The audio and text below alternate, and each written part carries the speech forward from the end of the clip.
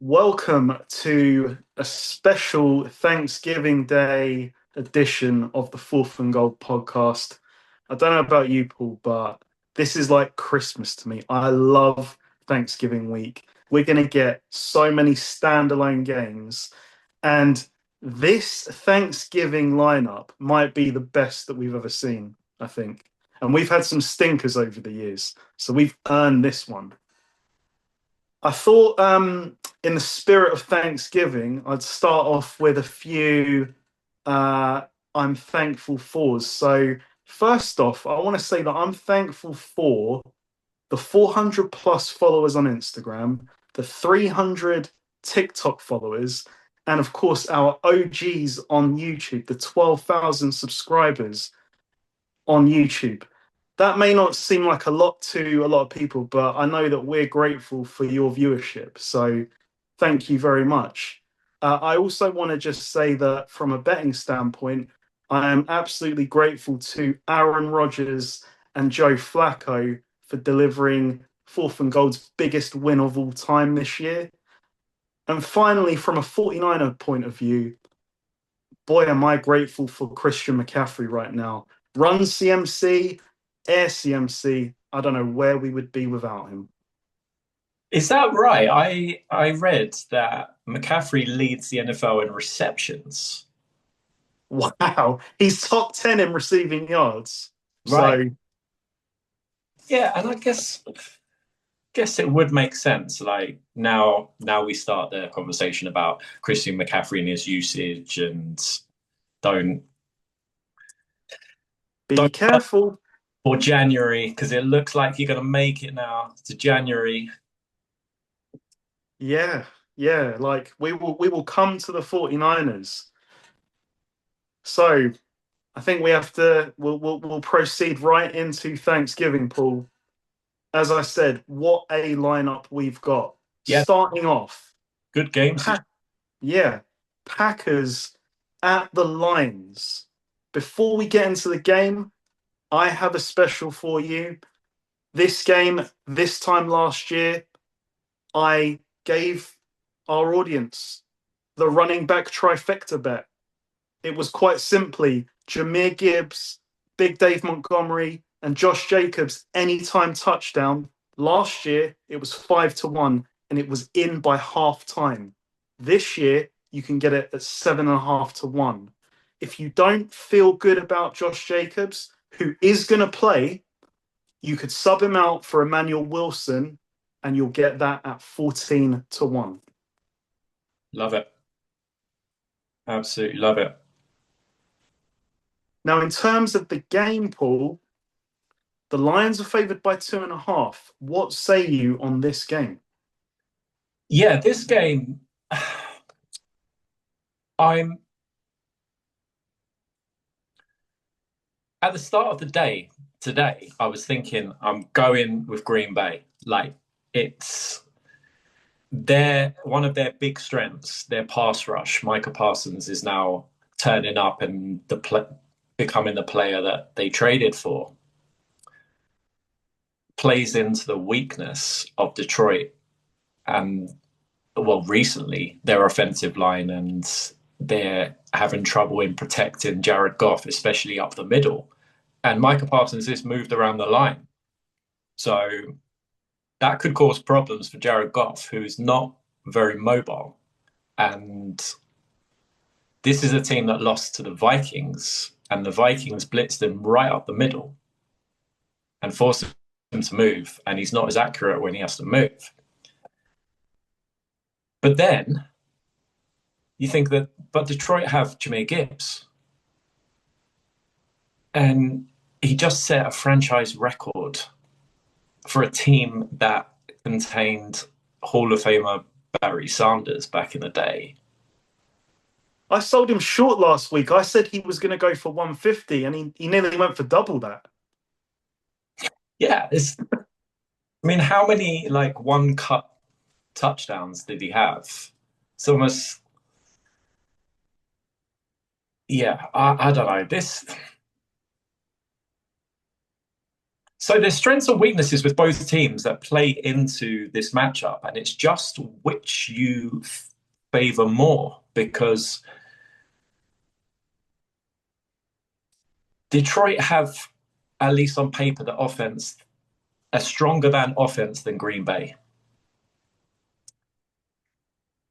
But Green Bay's defense caused absolute chaos for Detroit in week one. And Green Bay's defense has been very good lately. And Jordan Love, if they just open up the playbook a little bit, I think Jordan Love could have massive success against this Lions secondary. So, but then Jahmyr Gibbs is the X factor. So you almost multiply him as a factor by two. Everything that I've just said. Okay, but then they've got Jahmyr Gibbs, so that kind They of kept quiet in week one. yeah, But that's week one. outdoors. Outdoor. So just based on the fact that it's Jahmyr Gibbs, I'm going to say that he's able to overcome like the weaknesses that the Lions might have on the offensive line and the weakness that if Goff is pressured and he has to move. I just think Jahmyr Gibbs is a special player, and Dan Campbell, since he's taken over play calling, is now putting the ball in Gibbs's hands, it seems more. So, and Gibbs is a player who can, as we saw last week, he can almost win a game on his own. But I am worried about the Lions defense and the Packers. I mean, Jameis Winston was gashing them with big plays last week. And every single pass play, every single completion seems to go for 20, 30 yards on this Lions secondary. But the Packers aren't being as aggressive as maybe they could be. So I'm just going to say that the Packers just aren't there yet offensively enough, unless they adjust in game and they go, right, oh, okay, it's that kind of game, like a shootout. But we haven't, except the Cowboys game, I don't remember the Packers being in a shootout this year. And the Lions are comfortable in shootouts. And I think this will be high scoring despite the Packers defense, just because the Lions are just devastating on offense. So I'm going to just, because of the Jahmyr Gibbs factor, I'm going to say that the Lions win and cover. The spread is only 2.5. But I wouldn't be shocked if the Green Bay pass rush just wrecks the game. I think you said it well. I mean, only a few things to really add. I mean, I can't remember who said it this week, but someone said Jordan Love is more Brett Favre than Aaron Rodgers, and LaFleur is more Rodgers mindset than Brett Favre, and that's kind of the issue that you were talking about. I think that they've got so much potential, especially in this game, to do what the Giants did and better. Just completely expose the back end of this Lions defense. But are they going to do it? That's the trouble I'm having. I mean, you might remember a couple of years ago on Thanksgiving, the first play of the game, Jordan Love threw a bomb to Christian Watson. I'm thinking, damn, like it's going to be one of these games. And they dealt with the Lions that day. The Lions have struggled in big games this year. I know they beat the Ravens, but if you look at the other games they've been in these spots, they have struggled. Eagles, Chiefs. Okay, Packers was week one, but that's what's troubling me. Is LaFleur going to be aggressive? And are the Lions' offense going to kind of overcome what they're up against? All week I was saying to myself, Packers win. But it's the question of LaFleur. I can't back him, basically, because I don't think that he's going to be aggressive enough. And the fact that Jordan Love has this shoulder injury puts me off a bit. So I'm going to go with the safer choice I'm going to go with the Lions. They've been able to keep. I mean, the thing is, if you keep Gibbs quiet, then you have a chance to really reduce what the Lions are going to do on offense. It's whether or not the Packers can do that. I think they can stop him rushing. It's just how creative can you be in the receiving game? Because, like you said, one cut is a touchdown. I think the Lions will squeak by in this one. I think it will be a struggle, though. I say Lions win. 2.5, I'll say Lions cover. Both of these teams, before we move on to the next game, both of these teams like are 500 over the last. I think it's at least over the last month. The Packers are 2-2, and the Lions are 3-3, and they're suddenly now a game behind the Bears in their own division. So this game is huge. It's huge Yeah. for the loser is on the road in the playoffs, almost certainly. And The loser might not make the playoffs. huh? The loser might not make the playoffs. If you Yeah, look at Green Bay's schedule, that is a tough schedule. Lions, Ravens, Broncos. It may come down to the two games against the Bears. yeah,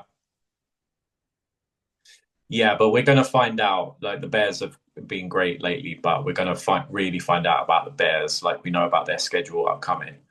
And Yeah, but for the Lions, like if you lose this, then you're swept by the Packers.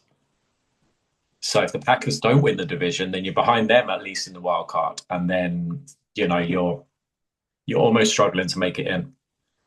But it all sets up for a great game on Thanksgiving. Like great. it really Like the does. early game is sometimes like a snooze fest, but no. In past years, like the Lions when they were terrible. Not this year. Not this year. For the division, potentially for the playoffs. Yeah, this is a high stakes game. It is. So round two gives us Chiefs at Cowboys. And again, I have got a special for you for this one. I'm hoping that this is going to be a shootout, and if it is on that basis, I could see this. I could see this coming in. I've got Mahomes, Dak Prescott, simply both over 300 passing yards. You're getting that at 8.5 to 1. The Chiefs' run game isn't great, and the Cowboys want to stop the run.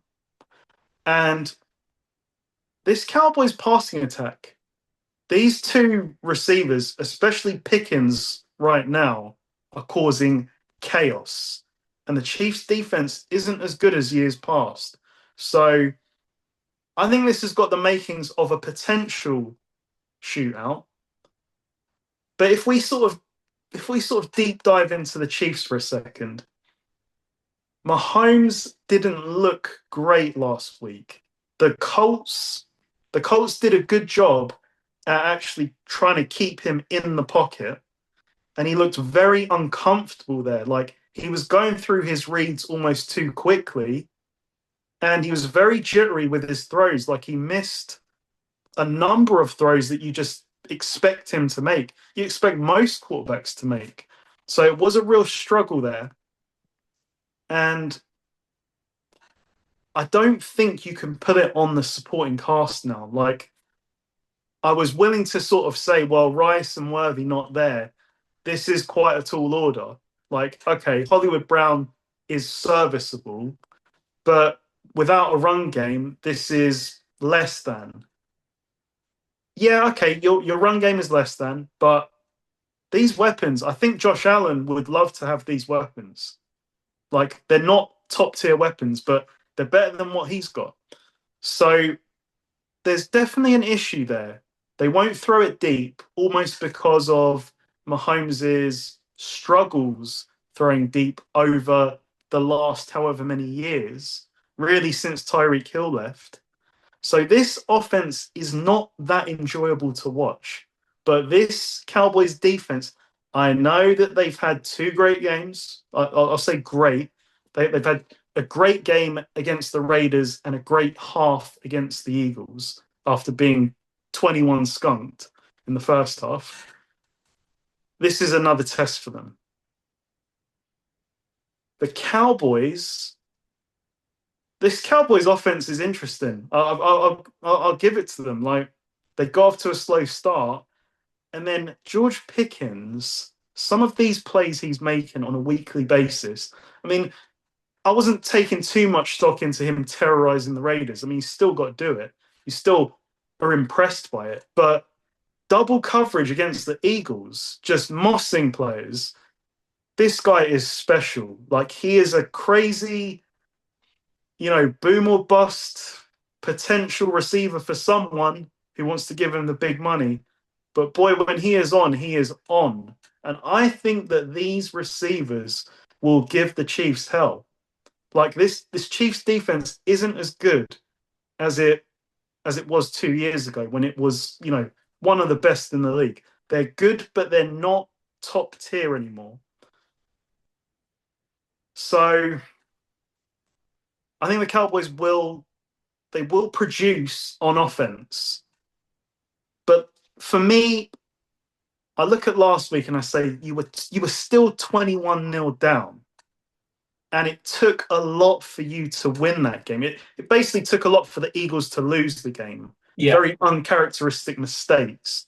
Fumble at the 5-yard line from your special teamer. I'm going to take the Chiefs. It's a massive game, I know, and I could see the Cowboys winning this, but I've just been here before with the Cowboys. Like, to beat two teams above 500 in 4 days, and the fact they did it in the manner in which they did it against the Eagles, I don't see it. I'm taking the Chiefs, but I don't feel great about it given the offensive struggles. Yeah, I would always, in years gone past, pick Kansas City in a spot like this. Always. Just Cowboys, primetime, Thanksgiving. Like, Kansas City, primetime, Mahomes. Yeah, it's an easy answer. But George Pickens is an X factor, and it hurts me to say it, like, with the struggles that my squad are going through offensively, but this is the best quarterback that he's played with.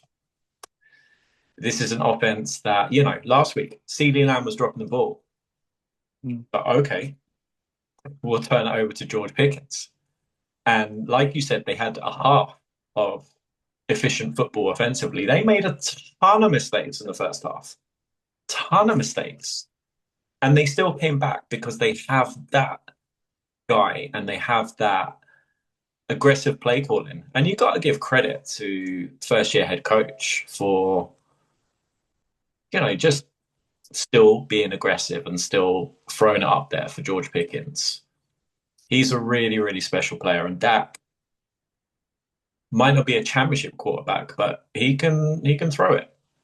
And with Pickens, it's just got to be how they say what in the area code.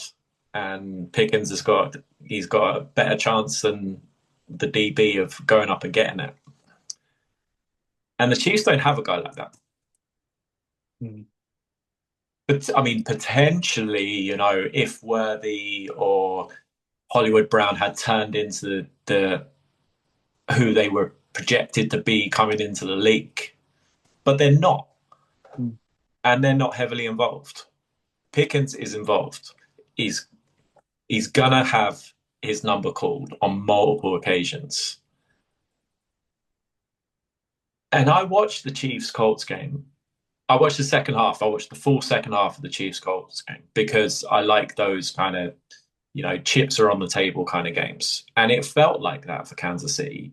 Like, if they had lost that, then you're struggling to make the playoffs. But they won that in an efficient way, not a special way at all. But they just don't. I don't see any. I see efficiency with this Chiefs offense, but I don't see anything special. You can make plays against the Cowboys defense. You can make big plays, but I don't think they have the players to take advantage of that Cowboys defense. So I'm just going to go in similar style to what I did with the Lions game. I'm just going to go with who I consider to be the X factor player in this matchup. And for me, it's George Pickens. I think that the Cowboys will have success in stopping the run, stopping because Kansas blunted the Colts with a heck of a lot of inside zone running with Kareem Hunt last week. And it was not the most entertaining game in the second half. But there was almost an inevitability that the Kansas City Chiefs were going to come back and win that game, and they did. I don't think it's going to be that kind of game. I think the Cowboys, and I think the way that the Cowboys will lose this game is by being the Cowboys from the first half against the Eagles and just making those mistakes. They want to be in these games, Dallas. Jerry Jones at home on Thanksgiving in prime time, supposed to be the most projected to be the most watched NFL regular season game ever. I think they're going to show up. I do. And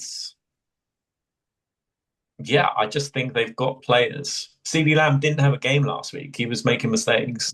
Imagine if CeeDee and George both turn up on the same day and the offensive line can restrict Chris Jones. I think that Dallas could have big success against this Kansas City defense. So I'm just going to go with what I consider to be the most explosive offense because they're going to be aggressive. And I just think it'd be mistakes that would hand it to Kansas City.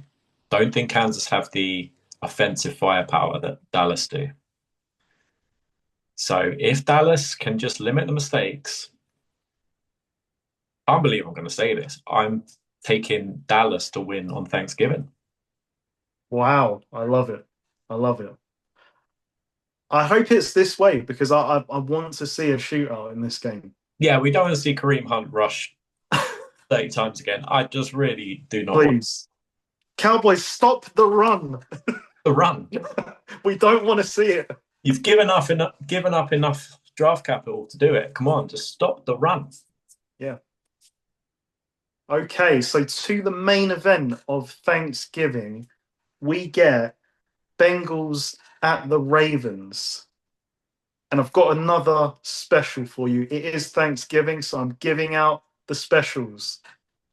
Jamar Chase and Zay Flowers both to go over 100 receiving yards. You can get that at 8.5 to 1. Zay Flowers has quietly been pretty productive, and the Ravens have faced a lot of tough defenses. He's averaging 70 yards per game, but when you look at who they've played, the Rams, the Browns twice, they've been facing some tough defenses, and Lamar is targeting Zay. So against the Bengals, okay, they put up a better fight last week. I think he could go off. And Jamar Chase has had some negative publicity with what happened in the Steelers game. I think that he will be motivated to have a big game. And he has big games against the Ravens. I think he nearly had, 500 receiving yards last year against the Ravens across the two games. So I think this has got chances. The Ravens are favored by 7, Paul. Joe Burrow is back. Will it make a difference? Is that confirmed? He is going to play. It is confirmed by him on Instagram with a picture of himself saying he's back. Yeah, I love it. I love that the Bengals have, brought him back. They could have been conservative with him. And yeah, I just love that he's out there. Where do we start with this? The Ravens are winning and kind of finding themselves a little bit, but they're winning. And you just think they're going to get a bit better. Consistently, they're going to get better and better as the season goes. Lamar's probably playing 3/4 of who he could be at the minute, but that's enough. Derrick Henry's not having a year like last year, but this is the Bengals defense. I mean, this is the Bengals defense, and they they didn't have a great game last week. They just didn't have a typical Bengals defense kind of game. So we're giving them credit for. I mean, they still lost the game, and it was fairly kind of comfortable. I know there was some potential for garbage for Flacco to bring him back into it, but really the Patriots kind of had it under control, and the Bengals went out to an early lead in that. So in the middle bit of the game, they were still the Bengals defense. And the Patriots messed around at the goal line a lot and failed. So the score doesn't tell you kind of what was going on, really. I mean, okay, you give them credit for making the stops, but I felt like the Patriots were messing around a bit. Yeah, yeah, I think that the Ravens are. I think the Ravens are going to win and cover. Is my thought with this game. I think it could take Burrow a while. I mean, It's been 11 weeks, so to come in and like hit the ground running, that's a tall order. yeah, and he's the quarterback of a team that traditionally have a slow September. So he's been quarterback of Mm. the team when they start with these unexplained losses, and he's been the quarterback. So I'm going to say that he takes a little time to get back to being Joe Burrow, and because of that, then they're not going to be able to gash the Ravens on the back end, I don't think, as they have in previous years when everything's been up and running and chasing Higgins. And Higgins left the game last week. So I don't know if, Higgins is out. right. So double chase. You better double chase. Yeah. You really better double chase. There's no T Higgins and it's, Yosivas and Jamar Chase, and Chase goes for 200, then you had noticed that. Come on. Yeah. Yeah. I think that the Ravens will win and cover. I think it will take some time for the Bengals to come back and Burrow, and it's the Bengals defense. I agree. I mean, the only thing that could derail this a little bit is the fact that the Ravens' offense, as you said, are kind of finding themselves. And Lamar seems a bit frustrated about how it's going. But this is a great game to feel good again, playing the Bengals defense. So I think that the Ravens will probably get out to an early lead, and it's going to be one of those like Burrow shaking off the cobwebs. Okay, now we're down multiple scores and we have to chase, and maybe he puts up some points that way. Yeah, But I agree. I think that at the very best, the Bengals are looking for a backdoor cover, and I say they don't get it. I think the Ravens win and the Ravens cover. and they kill off the Bengals. So the Bengals with a Yeah, loss, 3-9. With it being on Thanksgiving, they go a full game clear of the Steelers, who have the Bills upcoming, and the Steelers wow. schedule is brutal. So you know there's high stakes in this game for the Ravens. They win this, and sit back and chill and watch the game on Sunday and hope for a Bills loss with two huge games upcoming against the Steelers. Like, and this is a team who are 1-5, and now bam, they're 5-5. No, they're 6-5, and go a game clear in the division. All credit to them, because at 1-5, you wouldn't blame them for being panic stations. I mean, 1-5, I they've done. I might need to fact checked. It's not far off that. It wouldn't have been far off that. It might have been 2-5, but they were down and they've really rallied. So you got to give them credit. Yeah, they were. I'll double check what it was, but they had some tough games earlier in the season, and yeah, they had Lamar being out, but their Mm, schedule was brutal coming out. mm. They had Bills, Browns, Lions, Chiefs, Texans, Rams, Bears, and then it kind of eased up. Then Dolphins, Vikings, Browns, Jets. But Yowza, that was a start. coming straight out to Bills, Browns, Lions, Chiefs, Texans, Rams. Brutal. Yeah, right, okay. As it's Thanksgiving, Thanksgiving best bets. I will start us off, Paul. Quite simply, Patrick Mahomes over 21 and a half rushing yards. Okay. I am going with my favorite defense against my favorite defense. I'm going with Mark Andrews over 41 and a half receiving yards. Bengals Love it. major problems in covering tight ends. That's Lamar's guy. All right, I'm going to stick with the middle game. Give me Cowboys Chiefs over 52 and a half points. I think this could be a very high scoring game with the way that the Cowboys operate on offense and on defense.